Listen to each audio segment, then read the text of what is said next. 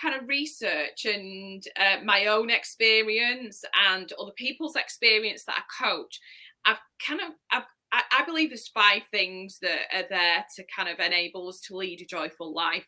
And I've developed a framework called the Joyful Life Liberator to help people live joyful lives.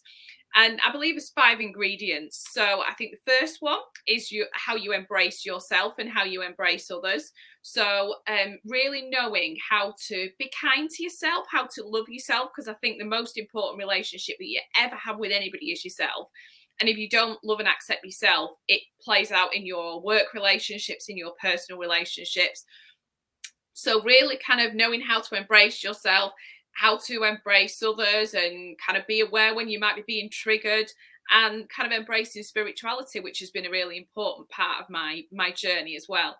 So that's the first part of the recipe. Second part of the recipe is about your ethics and how you have a mindset of appreciation, focusing on the future and knowing what you want your life to look like so that you know where you're heading. The third part of the recipe, I believe, is about your energy levels and kind of looking after things that you would typically know how to look after. People talk about a lot about exercise, about nutrition, but also things about how your environment is supporting you and how you're getting enough downtime and enough rest.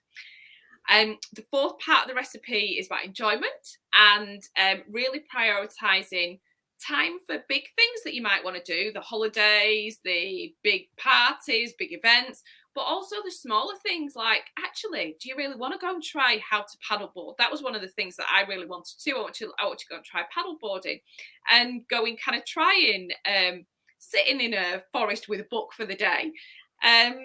So that's the fourth part. And then the fifth part is kind of how you bring it all together. So how you kind of create everyday ethics that really support you to live a joyful life.